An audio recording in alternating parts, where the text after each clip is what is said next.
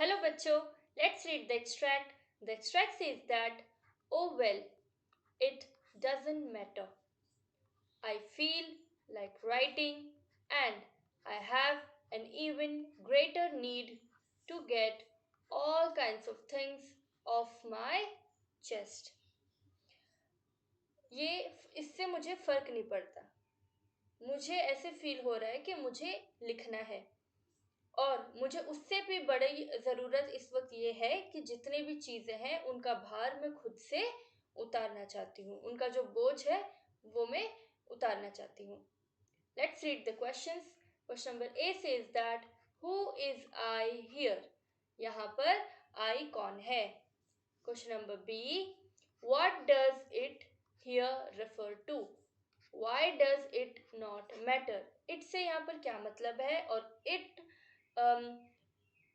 जो है वो मैटर क्यों नहीं करता, उससे फर्क क्यों नहीं पड़ता.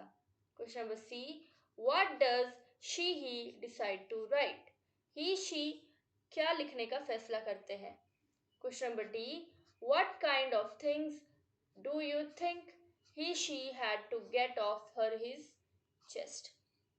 आपको क्या लगता है कि ऐसी कौन सी चीजें हैं जो ही या शी को अपने चेस्ट पर से उतारना है. चेस्ट पर से उतारने का मतलब है कि बोझा उतारना है, किसी चीज का भार है उसको हल्का करना है. Let's understand the key concept. Getting things off the chest, भार को उतारना है. Now answer to question number A, I here is Anne Frank. I यहाँ पर कौन है? Anne Frank. Answer B, it here refers to the possibility that neither Annie nor anyone else would read her diary. It यहाँ पर उस possibility के बारे में बात की गई है कि ना तो एनी और ना ही कोई और उसकी डायरी पढ़ेगा. It does not matter because any does not consider the musings of a 13-year-old schoolgirl to be significant. और ये जो पॉसिबिलिटी है ये मैटर इसलिए नहीं करती है क्योंकि एनी, म्यूजिंग्स का मतलब क्या होता है? थॉट्स, विचार.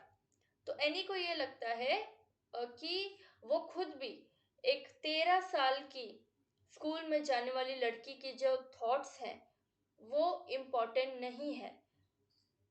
मतलब एनी खुद भी अपने बारे में यही सोचती है कि जो मेरे थॉट्स हैं वो शायद इतने इम्पोर्टेंट नहीं है. Answer to question number C, she decides to write such things that she can not share with anyone else. वो उन चीज़ों को लिखने का फैसला करती है जो वो किसी और के साथ शेयर नहीं कर सकती.